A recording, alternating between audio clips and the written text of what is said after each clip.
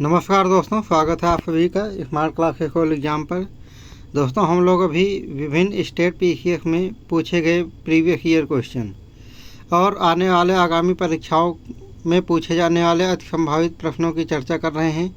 और इसमें दोस्तों ऑल स्टेट पीसीएस, चाहे यूपी पीसीएस है, MP PCS, Rajasthan PCS, SSC CGL और यूपी आरओ आदि प्रश्न पत्रों में पूछे जाने वाले प्रश्नों को समाहित किया गया है। तो इसी सिलसिले में आज का हमारा टॉपिक है दोस्तों, अंग्रेज़ों द्वारा लाए गए विभिन्न चार्टर एक्ट, पिट इंडिया एक्ट, रेगुलेटिंग एक्ट, प्रस्ताव, मिशन आदि की चर्चा करेंगे हम लोग इसमें और प्रश्नों को फॉलो करेंगे। तो इसमें कंटेंट बहुत ज़्यादा है, इसलिए इस वीडियो को हम 2 पार्ट में बनाएंगे। आज पार्ट 1 है और कल पार्ट 2 रहेगा। तो आइए आज के टेस्ट को स्टार्ट करते हैं दोस्तों। प्रश्न संख्या 1 है, 1773 का रेगुलेटिंग एक्ट किसके द्वारा लाया गया? ए कॉर्नवालिस, दो Wellesley, C Lord North, D Lord William Bentinck. 1773 का रेगुलेटिंग एक्ट लॉर्ड नॉर्थ द्वारा लाया गया। सही आंसर है विकल्प संख्या सी।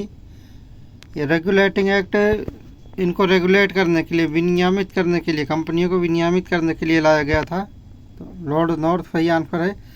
1773 का रेगुलेटिंग एक्ट लॉर्ड नॉर्थ द्वारा ब्रिटिश संसद में पारित किया गया था। इस एक्ट का मुख्य उद्देश्य ब्रिटिश ईस्ट इंडिया कंपनी के प्रशासन को विनियमित करना था। इसमें एक गवर्नर जनरल की नियुक्ति का प्रावधान था। एक सेकंड। अगला प्रश्न है प्रश्न संख्या 2, 1784 के पिट इंडिया एक्ट का मुख्य उद्देश्य क्या था? एक न्यायिक सुधार, दो प्रशासनिक नियंत्रण, सी शिक्षा का विकास, डी कृषि सुधार। तो 1784 के पिट इंडिया एक्ट का मुख्य उद्देश्य प्रशासनिक नियंत्रण था। सही आंसर है विकल्प संख्या बी, प्रशासनिक नियंत्रण। पिट इंडिया एक्ट 1784 का मुख्य उद्देश्य ब्रिटिश सरकार को भारत में ईस्ट इंडिया कंपनी के प्रशासन पर अधिक नियंत्रण प्रदान करना था। इस एक्ट के द्वारा बोर्ड ऑफ कंट्रोल की स्थापना की गई। प्रश्न संख्या 3 है, 1813 के चार्टर एक्ट के तहत भारतीय व्यापार पर कौन सा एकाधिकार समाप्त हो गया? ए नमक, बी कपास, सी अफीम, डी चाय। तो दोस्तों 1813 के चार्टर अधिनियम में चाय और चीनी को छोड़ के सबके साथ व्यापारिक एकाधिकार समाप्त हो गया।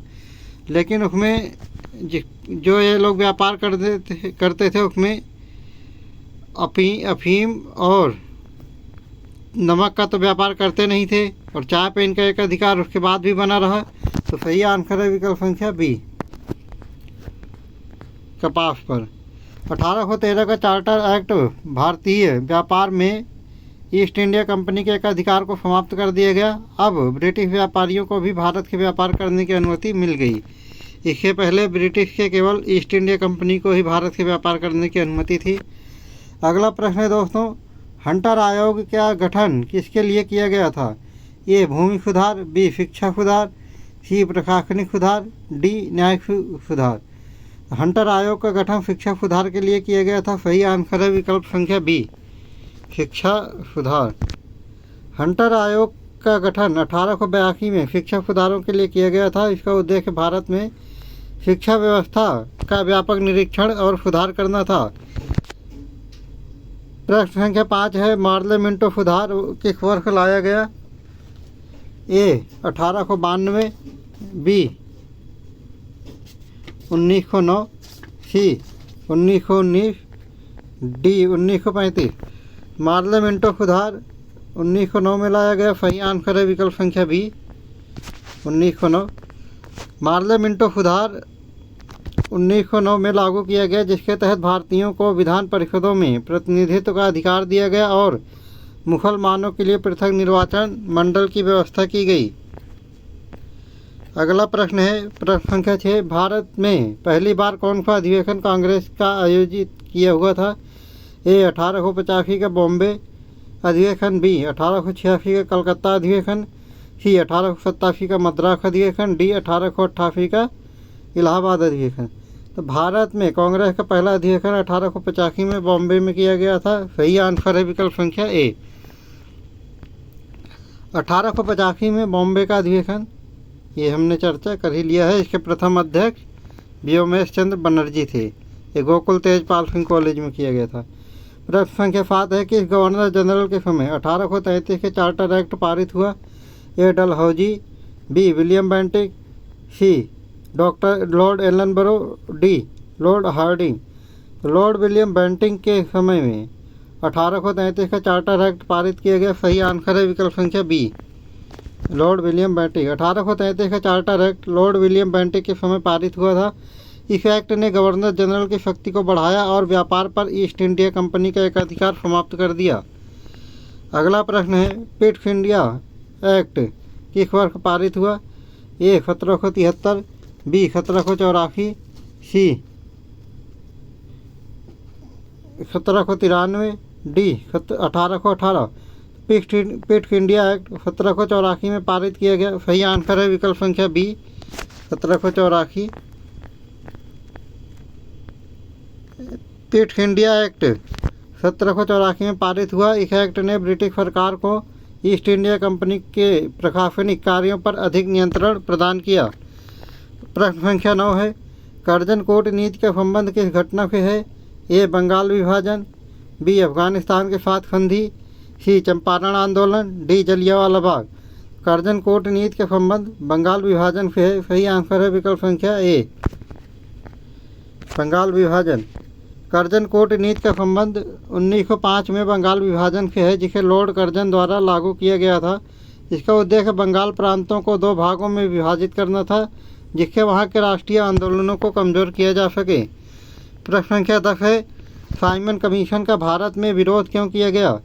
ए उसके सदस्यों में से कोई भारतीय नहीं था, बी उसके द्वारा लागू की गई नीतियों के कारण, सी उसके नेतृत्व में हुए सुधार के कारण, डी उसके द्वारा पारित कानून के कारण। तो साइमन कमीशन का भारत में विरोध इसीलिए किया गया था कि उसके सदस्यों में से कोई भी सदस्य भारतीय नहीं था। 7 सदस्य थे, 7 के 7 जो है ब्रिटेन के ही थे। तो सही आंसर है विकल्प संख्या ए, उसके सदस्यों में से कोई सदस्य भारतीय नहीं था।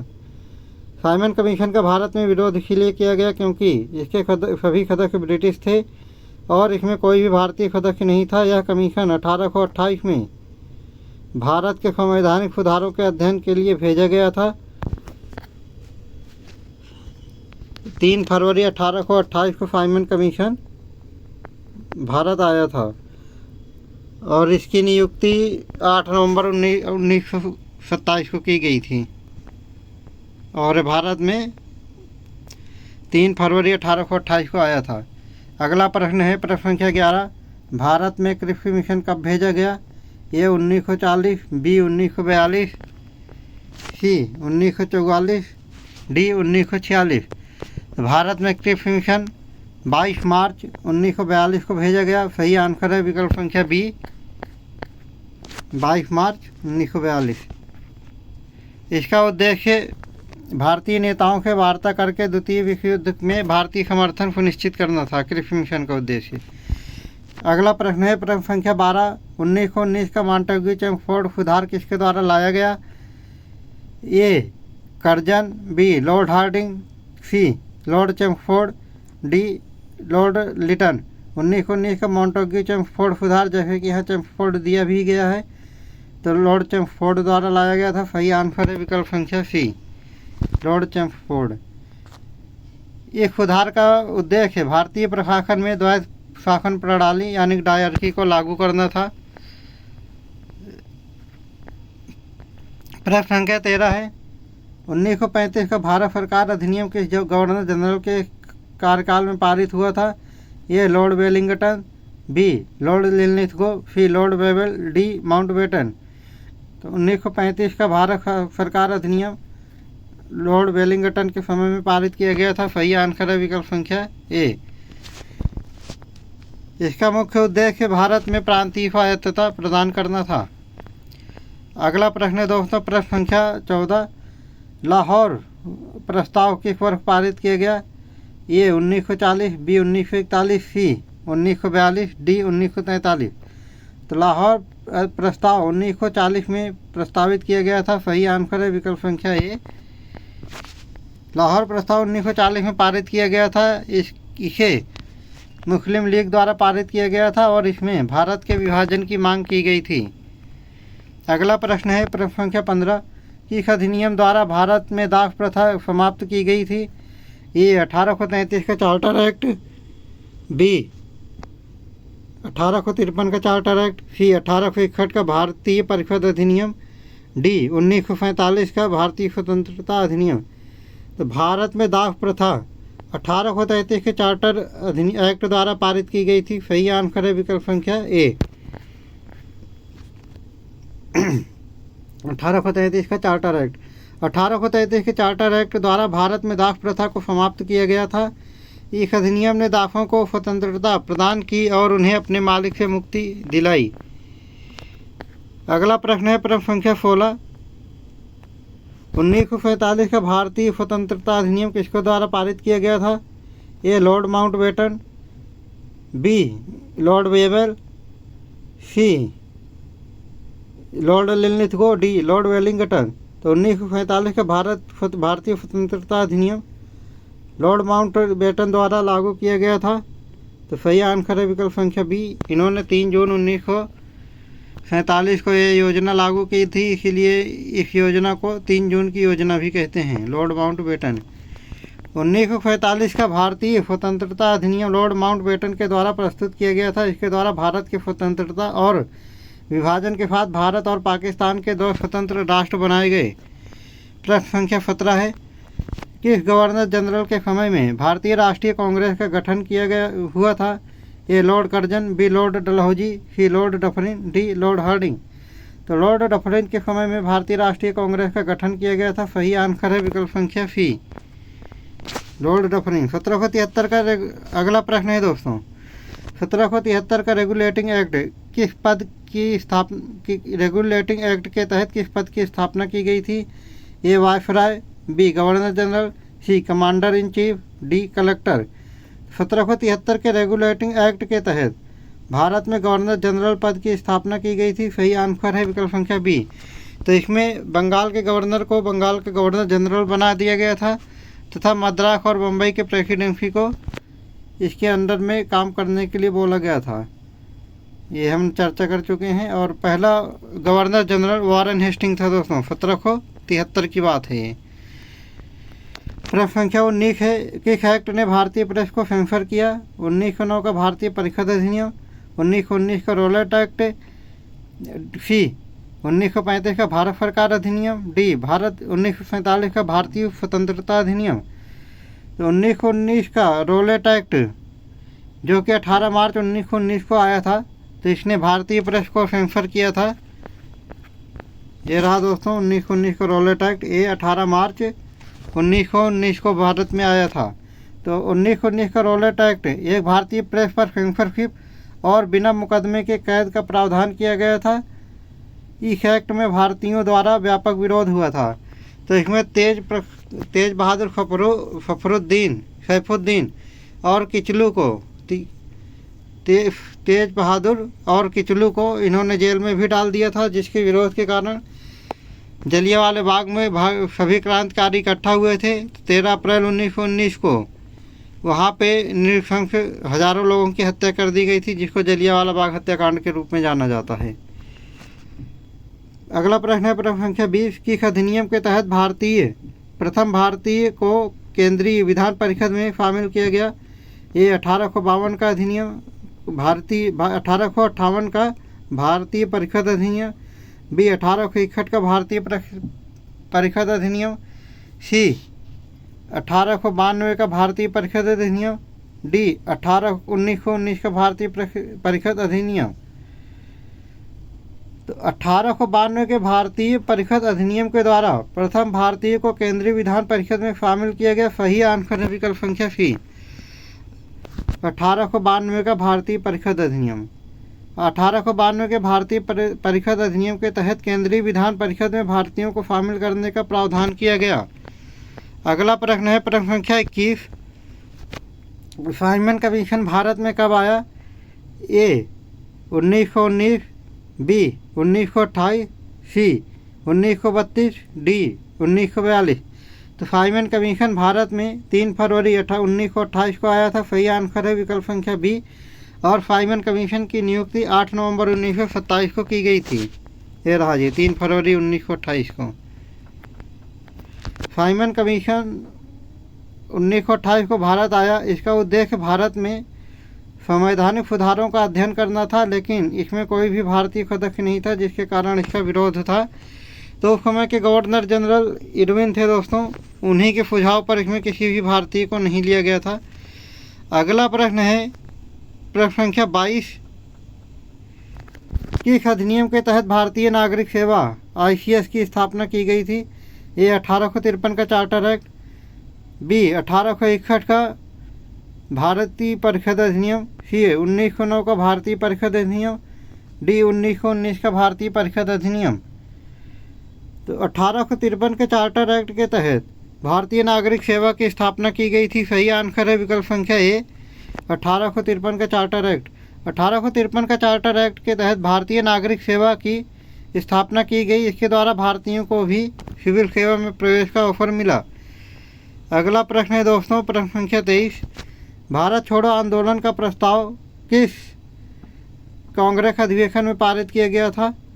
ए लखनऊ, बी कराची, सी बम्बई, डी नागपुर। तो भारत छोड़ो आंदोलन का प्रस्ताव बम्बई अधिवेशन में पारित किया गया था। सही आंसर है विकल्प संख्या सी। तो ये दोस्तों 8 अगस्त 1942 को भारत छोड़ो अधिनियम कांग्रेस के अधिवेशन में पारित किया गया था और 9 अगस्त 1942 को बम्बई के ग्वालियर टैंक में ही भारत छोड़ो आंदोलन प्रारंभ कर दिया गया था। दोस्तों बम्बई का अधिवेशन, भारत छोड़ो आंदोलन का प्रस्ताव 1942 के बम्बई अधिवेशन में, ये अधिवेशन 8 अगस्त 1942 को हुआ था, जिसमें जवाहरलाल नेहरू ने इसको पारित किया था अंतिम रूप से। और इसकी शुरुआत 9 अगस्त 1942 को बम्बई के ग्वालियर टैंक से महात्मा गांधी ने की थी। अगला प्रश्न है प्रश्न संख्या 24। किस गवर्नर जनरल के कार्यकाल में इल्बर्ट बिल विवाद हुआ? A Lord Curzon, B Lord Ripon, C Lord Lytton, D Lord William Bentinck. तो 1882 में लॉर्ड रिपन के समय में इल्बर्ट बिल विवाद हुआ था। इल्बर्ट बिल में ये प्रावधान था कि भारतीय जज अब वो यूरोप के भी केसों की सुनवाई कर सकेंगे, लेकिन इसमें बहुत सारा विवाद हुआ, जिस कारण रिपन को ये वापस लेना पड़ा। वही है जो हमने चर्चा कर लिया है। 1883 में हुआ था ये। हमने कहा था 1882 बोल दिया था, लेकिन ये 1882 या 83 में अलग अलग किताबों में अलग अलग डेट साल दिया गया है। 1905 के प्रश्न संख्या 25 है। 1905 के बंगाल विभाजन का उद्देश्य क्या था? ये प्रशासनिक सुविधा, बी कृषि सुधार, सी धार्मिक विवाद बढ़ाना, डी शिक्षा सुधार। 1905 के बंगाल विभाजन का उद्देश्य प्रशासनिक सुविधा था। सही आंसर है विकल्प संख्या ए। ये रहा दोस्त प्रशासनिक सुविधा। 1905 में लॉर्ड कर्जन ने बंगाल का विभाजन किया था। इसके पीछे का आधिकारिक कारण प्रशासनिक सुविधा बताया गया था, लेकिन इसका वास्तविक उद्देश्य बंगाल में बढ़ते राष्ट्रवादी आंदोलनों को कमज़ोर करना था। अगला प्रश्न है प्रश्न संख्या 26। किस अधिनियम के तहत भारतीयों को केंद्रीय विधान परिषद में अधिक प्रतिनिधित्व मिला? ए 1861 का भारतीय परिषद अधिनियम, बी 1892 का भारतीय परिषद अधिनियम, सी 1909 का भारतीय परिषद अधिनियम, डी 1919 का भारतीय परिषद अधिनियम। तो 1909 के भारतीय परिषद अधिनियम के तहत भारतीयों को केंद्रीय विधानसभा में अधिक प्रतिनिधित्व मिला। सही आंसर है विकल्प संख्या सी। दोस्तों आप लोग भी अपना आंसर कमेंट बॉक्स में देते जाइए। 1909 के भारतीय परिषद अधिनियम। 1909 के भारतीय परिषद अधिनियम के तहत केंद्रीय विधान परिषद में भारतीयों को अधिक प्रतिनिधित्व मिला और मुसलमानों के लिए पृथक निर्वाचन मंडल का भी प्रावधान किया गया। प्रश्न संख्या 27 है। 1942 में क्रिप्स मिशन का नेतृत्व किसने किया था? A Winston Churchill, B Stafford Cripps, C Lord Linlithgow, D Mountbatten. तो क्रिप्स मिशन है और स्टैफर्ड क्रिप्स का नाम है, तो इन्होंने ही किया था। सही आंसर है विकल्प संख्या बी। और क्रिप्स मिशन भारत में 22 मार्च 1942 को आया था। Stafford Cripps 1942। क्रिप्स मिशन का नेतृत्व स्टैफर्ड क्रिप्स ने किया था। इसका उद्देश्य भारतीय नेताओं के द्वितीय विश्व युद्ध में सहयोग प्राप्त करना था। अगला प्रश्न है प्रश्न संख्या 28। कैबिनेट मिशन भारत में किस वर्ष आया? ए 1940, बी 1942, सी 1945, डी 1946। तो कैबिनेट मिशन भारत में 1946 में 24 मार्च 1946 को आया था। सही आंसर है विकल्प संख्या डी। ये रहा जी 24 मार्च 1946। तो कैबिनेट मिशन 1946 में भारत में आया था। इसका उद्देश्य भारतीय नेताओं के वार्ता करके स्वतंत्रता के बाद की संवैधानिक व्यवस्था तय करना था कैबिनेट मिशन का। प्रश्न संख्या 29 है 1858 का अधिनियम भारत में किसकी समाप्ति का संदेश था? ए मुगल साम्राज्य, बी मराठा साम्राज्य, C British East India company, D फ्रांसीसी उपनिवेश। 1858 का अधिनियम भारत में ब्रिटिश ईस्ट इंडिया कंपनी की समाप्ति का संकेत था और समाप्त भी हो गया था। सही आंसर है विकल्प संख्या सी, ब्रिटिश ईस्ट इंडिया कंपनी। ये हमने चर्चा कर ही दिया है। और ताज के हाथों में शासन चला गया था, क्राउन के हाथों में। अगला प्रश्न है प्रश्न संख्या 23। स्वदेशी आंदोलन का संबंध किस वर्ष से है? ये 1905, बी 1919, सी 1928, डी 1935। तो स्वदेशी आंदोलन का संबंध 1905 में है। और 1905 में बंगाल का विभाजन होने के बाद 7 अगस्त 1905 को ही स्वदेशी आंदोलन चालू हो गया था।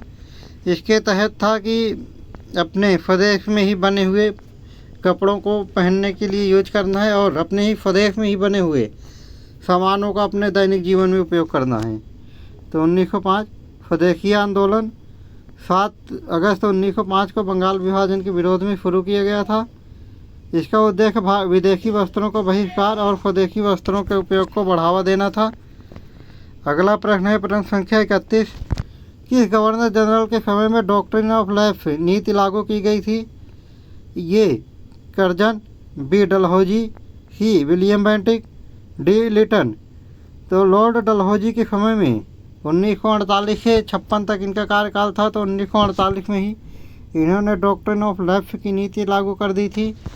इसका सीधे कारण है भारतीय राज्यों को हड़प करना, जो कि इन्होंने हड़प भी किया था और बहुत अच्छे तरीके से बहुत ज़्यादा हड़प कर लिया था। तो इसी का कारण था 1858 की क्रांति, इसी का परिणाम था। डॉक्ट्रिन ऑफ लैप्स नीति लॉर्ड डलहौजी के समय में लागू की गई थी। इस नीति के तहत उन राज्यों को ब्रिटिश साम्राज्य में मिलाने का प्रावधान था जिनके शासकों को कोई पुरुष उत्तराधिकारी नहीं होता था। दोस्तों, इन्होंने सतारा, बम्बई, नागपुर आदि अवध विभिन्न क्षेत्रों को, झांसी, सबको बारी बारी से इन्होंने कब्जा किया, जिससे भारतीय लोग इतने नाराज़ हो गए कि 1858 की भयावह क्रांति का उत्पन्न हुआ। दोस्तों, उस समय भारत में किस गवर्नर जनरल ने 1835 में अंग्रेजी शिक्षा की शुरुआत की? A Lord William Bentinck, B Dalhousie, C Curzon, D Ripon. तो लॉर्ड विलियम बेंटिक 1835 में अंग्रेजी शिक्षा की शुरुआत इन्हीं के समय में हुई थी। सही आंसर है विकल्प संख्या A, Lord William Bentinck. Lord William Bentinck 1835 में अंग्रेजी शिक्षा की शुरुआत की। इसका मुख्य उद्देश्य भारतीयों को अंग्रेजी माध्यम से शिक्षा प्रदान करना था ताकि वह ब्रिटिश प्रशासन में कार्य कर सकें। तो दोस्तों, इसी का उद्देश्य था अधोनिषेधन सिद्धांत लॉर्ड मैकाले लाए हुए थे विलियम बेंटिक के समय में, जिसमें उन्होंने कहा था कि भारतीय देखने में तो भारतीय होना चाहिए, लेकिन खून से तो भारतीय होना चाहिए, लेकिन पूरा उसका कार्यकलाप अंग्रेजी होना चाहिए। दोस्तों, प्रश्न संख्या 33 है 1927 के साइमन कमीशन किस अधिनियम की समीक्षा के लिए आया था? ए 1858 का भारत सरकार अधिनियम, बी 1909 का भारत परिषद अधिनियम, सी 1919 का मॉन्टेग्यू चेम्सफोर्ड सुधार, 1935 का भारत सरकार अधिनियम। तो दोस्तों 27 फरवरी को नियुक्त 8 नवंबर 1927 को नियुक्त साइमन कमीशन, जो कि भारत में 3 फरवरी 1928 को आया था, वो उसका उद्देश्य ये था कि 1919 का जो मॉन्टेग्यू चेम्सफोर्ड सुधार था, इसके लिए, इसकी समीक्षा के लिए साइमन कमीशन आया था। 1919 का मॉन्टेग्यू चेम्सफोर्ड सुधार, ये हम चर्चा कर ही चुके हैं। और साइमन कमीशन के बारे में हम खूब चर्चा कर ली है पिछले के प्रश्नों में। अगर डिटेल में देखना है तो वहाँ जाके देख सकते हैं आप। अगला प्रश्न है प्रश्न संख्या 34, साबरमती आश्रम की स्थापना किसने की? ए सुभाष चंद्र बोस, बी बाल गंगाधर तिलक, सी महात्मा गांधी, डी जवाहरलाल नेहरू। तो दोस्तों अफ्रीका से वापस आने के बाद 1917 में महात्मा गांधी ने 15 में आए थे, 1915 में आए थे, लेकिन 1917 में इन्होंने गुजरात में साबरमती आश्रम की स्थापना की थी। और यहीं से ही 1930 में उन्होंने 12 मार्च 1930 को यहीं से 78 अनुयायियों के साथ इन्होंने दांडी यात्रा प्रारंभ की थी यहाँ से दांडी के लिए। सही आंसर है विकल्प संख्या सी, महात्मा गांधी। साबरमती आश्रम की स्थापना 1917 में गुजरात के अहमदाबाद में की थी। यह आश्रम स्वतंत्रता संग्राम के विभिन्न आंदोलनों का केंद्र था। यहीं से ही दांडी यात्रा प्रारंभ की थी दोस्तों 12 मार्च 1930 को। और 5 अप्रैल 1930 को 21 दिन की यात्रा करने के बाद दांडी में पहुंच गए थे समुद्र के किनारे। और 6 अप्रैल 1930 को इन्होंने समुद्र के किनारे दांडी में नमक बनाकर सविनय अवज्ञा आंदोलन का प्रारंभ किया था। प्रश्न संख्या 35 है, 1833 का चार्टर एक्ट किस गवर्नर जनरल के कार्यकाल में पारित हुआ था? A Lord Dalhousie, B Lord William Bentinck, C Lord Hardinge, D Lord Curzon. तो 1833 का charter act Lord William Bentinck के समय में पारित किया गया था। सही आंसर है विकल्प संख्या बी। अगला लॉर्ड विलियम बेंटिक, 1833 का charter act Lord William Bentinck के कार्यकाल में पारित हुआ था। इस एक्ट ने कंपनी के व्यापार पर एकाधिकार को समाप्त कर दिया और भारत में कानून बनाने का अधिकार गवर्नर जनरल को दे दिया गया। और इसी में ही बंगाल के गवर्नर जनरल को भारत के गवर्नर जनरल बना दिया गया था। और लॉर्ड विलियम बेंटिक भारत के पहले गवर्नर जनरल हैं। 1861 का प्रश्न संख्या 36 है, 1861 का भारत परिषद अधिनियम का मुख्य उद्देश्य क्या था? ए भारतीयों को प्रशासन में शामिल करना, बी शिक्षा सुधार, सी कृषि सुधार, डी न्यायिक सुधार।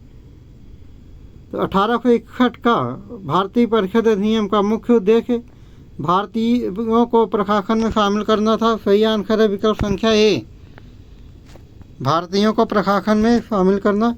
1861 का भारतीय परिषद अधिनियम भारतीयों को प्रशासन में शामिल करने के उद्देश्य से लाया गया था। इसके तहत विधान परिषद में भारतीयों को नामांकित करने का प्रावधान किया गया। अगला प्रश्न है दोस्तों प्रश्न संख्या 37, 1929 में भारतीय राष्ट्रीय कांग्रेस का अधिवेशन कहाँ हुआ था जिसमें पूर्ण स्वराज का प्रस्ताव पारित हुआ? ए कलकत्ता, ए मद्रास, बी कलकत्ता, सी लाहौर, डी कराची।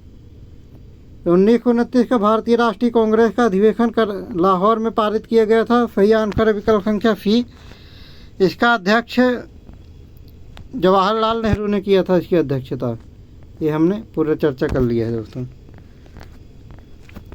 अगला प्रश्न है प्रश्न संख्या 38, 1829 का भारतीय परिषद अधिनियम 1892 का भारतीय परिषद अधिनियम किसके द्वारा पारित किया गया था? A Lord Curzon, B Lord Lytton, C Lord Lansdowne, D Lord Hardinge. तो 1892 का भारतीय परिषद अधिनियम लॉर्ड लैंसडाउन के कार्यकाल में पारित किया गया था। सही आंसर है विकल्प संख्या सी, लॉर्ड लैंसडाउन। 1892 का भारतीय परिषद अधिनियम लॉर्ड लैंसडाउन के समय में पारित किया गया था। इस अधिनियम ने भारतीयों को केंद्रीय और प्रांतीय विधान परिषदों में अधिक प्रतिनिधित्व प्रदान किया गया।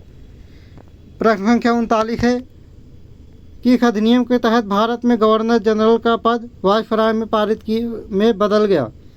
ए 1853 का चार्टर एक्ट, बी 1858 का भारत सरकार अधिनियम, सी 1861 का भारतीय परिषद अधिनियम, डी 1919 का भारतीय परिषद अधिनियम। तो दोस्तों 1857 की क्रांति के बाद 1858 के भारत परिषद अधिनियम आया। उसके तहत भारत में गवर्नर जनरल के पद को वायसराय के पद में तब्दील कर दिया गया और प्रशासन को सीधा क्राउन के हाथों में चला गया और ईस्ट इंडिया कंपनी का पतन कर दिया गया। 1858 का भारत परिषद अधिनियम के तहत भारत में गवर्नर जनरल का पद वायसराय में बदल गया। इस अधिनियम में भारत का शासन ईस्ट इंडिया कंपनी के ब्रिटिश ताज के अधीन कर दिया गया और ब्रिटिश ईस्ट इंडिया कंपनी को तो समाप्त ही कर दिया गया। दोस्तों 19 संख्या 40 है। 1935 के भारत सरकार अधिनियम के तहत भारत में किस प्रकार की शासन प्रणाली की स्थापना की गई? ए संघीय प्रणाली, बी डायरकी शासन प्रणाली, सी एकल शासन प्रणाली, डी केंद्रीय शासन प्रणाली। तो 1935 के भारत सरकार अधिनियम के द्वारा भारत में संघीय शासन प्रणाली की व्यवस्था की गई। सही आंसर है विकल्प संख्या ए, ये रहा दोस्तों संघीय शासन प्रणाली। 1935 के भारत सरकार अधिनियम के तहत भारत में संघीय शासन प्रणाली की स्थापना की गई। इसमें प्रांतीय स्वायत्तता का प्रावधान था और कैद में गवर्नर जनरल को अधिक शक्ति दी गई। केंद्र में गवर्नर जनरल को अधिक शक्ति दी गई। अगला प्रश्न है प्रश्न संख्या 41। भारत में सामुदायिक विकास कार्यक्रम किस वर्ष शुरू किया गया? ए 1947, बी 1950, सी 1952, डी 1955। तो भारत में सामुदायिक विकास कार्यक्रम 1952 में शुरू किया गया। सही आंसर है विकल्प संख्या सी 1952। सामुदायिक विकास कार्यक्रम 1952 में शुरू किया गया। इसका उद्देश्य ग्रामीण क्षेत्रों में विकास कार्यों का समन्वय और निगरानी करना था। अगला प्रश्न है प्रश्न संख्या 42। किस अधिनियम के तहत भारतीय राष्ट्रीय कांग्रेस की स्थापना हुई थी? ए 1882 का एल्बर्ट बिल, बी 1885 का भारतीय राष्ट्रीय कांग्रेस अधिनियम, सी 1909 का भारतीय परिषद अधिनियम, सी 1919 का भारतीय परिषद अधिनियम। तो दोस्तों भारत में भारतीय राष्ट्रीय कांग्रेस की स्थापना 1885 के भारतीय राष्ट्रीय कांग्रेस के तहत 1885 में ही की गई थी। सही आंसर है विकल्प संख्या बी 1885 का भारतीय राष्ट्रीय कांग्रेस अधिनियम। भारतीय राष्ट्रीय कांग्रेस की स्थापना 1885 में ए.ओ. ह्यूम द्वारा की गई थी। इसके तहत भारत के विभिन्न हिस्सों में राष्ट्रवादी नेताओं को एक मंच पर लाया गया। प्रश्न संख्या 43 है। अगस्त प्रस्ताव किस वर्ष लाया गया? ए 1935, बी 1940, सी 1942, डी 1946। तो अगस्त प्रस्ताव 1940 को लाया गया। 8 अगस्त 1940 को अगस्त प्रस्ताव लाया गया था। सही आंसर है विकल्प संख्या बी। और 1942 में क्रिफ प्रस्ताव लाया गया था। 22 मार्च 1942 को क्रिफ प्रस्ताव लाया गया था। और 1946 में 22 मार्च 1946 को कैबिनेट मिशन लाया गया था। कैबिनेट मिशन का उद्देश्य था द्वितीय विश्व युद्ध के लिए क्रिफ मिशन का उद्देश्य था द्वितीय विश्व युद्ध के लिए भारतीयों को मनाना और कैबिनेट मिशन का उद्देश्य था भारत में संविधान बनाने के लिए विचार विमर्श करना। 1940 में अगस्त प्रस्ताव 8 अगस्त 1940 को लाया गया था। इसके तहत भारत को द्वितीय विश्व युद्ध में समर्थन देने के बदले संवैधानिक सुधार का वादा किया गया था। डोमिनियन स्टेटस देने की बात की गई थी। 1932 के पूना पैक्ट का मुख्य उद्देश्य क्या था? दलितों के लिए आरक्षण, बी शिक्षा में सुधार, सी कृषि सुधार, डी आर्थिक सुधार। तो 1932 का पूना पैक्ट अधिनियम 26 सितंबर 1932 को पूना पैक्ट हुआ था। ये गांधी और अंबेडकर के बीच में पूना के ही यरवदा जेल में हुआ था जब गांधी जी बंद थे वहाँ जेल में। तो इसमें 26 सितंबर 1932 को दलितों के लिए आरक्षण की बात की गई थी। तो सही आंसर है विकल्प संख्या ए। ये देखो दोस्तों यहाँ पे लिखा गया है दलितों के लिए आरक्षण और 26 सितंबर 1932 को हुआ था। 1932 के पूना पैक्ट का मुख्य उद्देश्य दलितों के लिए आरक्षण सुनिश्चित करना था। यह महात्मा गांधी और डॉक्टर भीमराव अंबेडकर के बीच हुआ एक समझौता था। तो गांधी जी जेल में थे, इसीलिए इनकी जगह पे हस्ताक्षर मदन मोहन मालवीय ने किया था। प्रश्न संख्या 45 है, 1946 के कैबिनेट मिशन के सदस्य कौन नहीं थे? तो दोस्तों, कैबिनेट मिशन 22 मार्च 1946 को भारत में आया था। तो इसके सदस्य थे Lord Pethick Lawrence, sir Stafford Cripps और ए बी अलेक्जेंडर। तो इसमें पूछा गया है कैबिनेट मिशन के सदस्य कौन नहीं थे जो 22 मार्च 1946 को आया था? तो लॉर्ड माउंटबेटन इसके सदस्य नहीं थे। सही आंसर है विकल्प संख्या डी। ये हमने चर्चा कर लिया है, ये भी पूरी चर्चा कर लिया है। अब अगला प्रश्न है प्रश्न संख्या 46, 1928 की नेहरू रिपोर्ट का मुख्य उद्देश्य क्या था?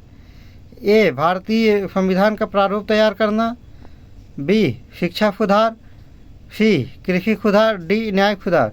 तो 1928 की नेहरू रिपोर्ट का मुख्य उद्देश्य था भारतीय संविधान का प्रारूप तैयार करना। ये मोतीलाल नेहरू लाए थे ये रिपोर्ट। तो सही आंसर है विकल्प संख्या ए। ये रहा दोस्तों, पूरी हमने चर्चा कर ली है इसकी। प्रश्न संख्या 47 है, किस अधिनियम के तहत भारतीय रियासतों का एकीकरण किया गया? ए, 1858 का भारत सरकार अधिनियम, बी, 1919 का भारतीय परिषद अधिनियम, सी, 1935 का भारत सरकार अधिनियम, डी, 1947 का भारतीय स्वतंत्रता अधिनियम। तो 1947 का भारतीय स्वतंत्रता अधिनियम के तहत भारतीय रियासतों का एकीकरण किया गया। सही आंसर है विकल्प संख्या डी।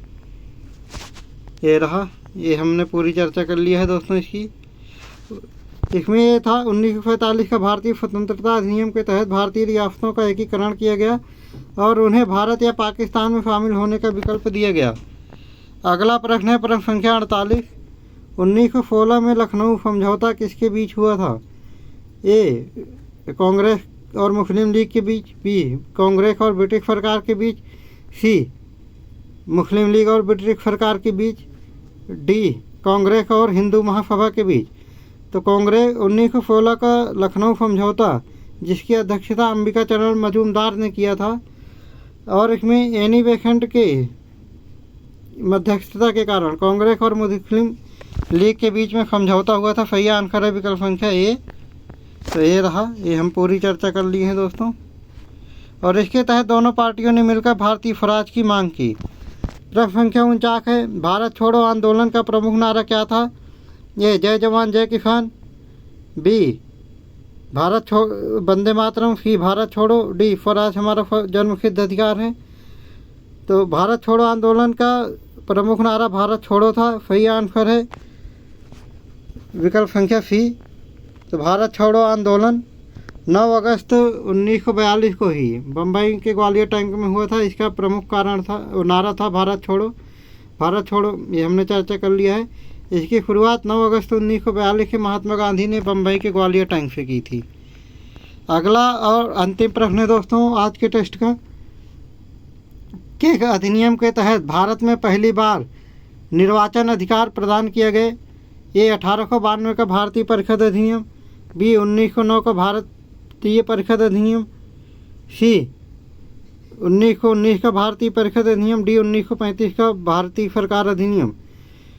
तो 1935 के भारतीय सरकार अधिनियम के द्वारा 1919 का भारतीय परिषद अधिनियम के द्वारा भारत में पहली बार निर्वाचन अधिकार प्रदान किया गया। सही आंसर है विकल्प संख्या सी।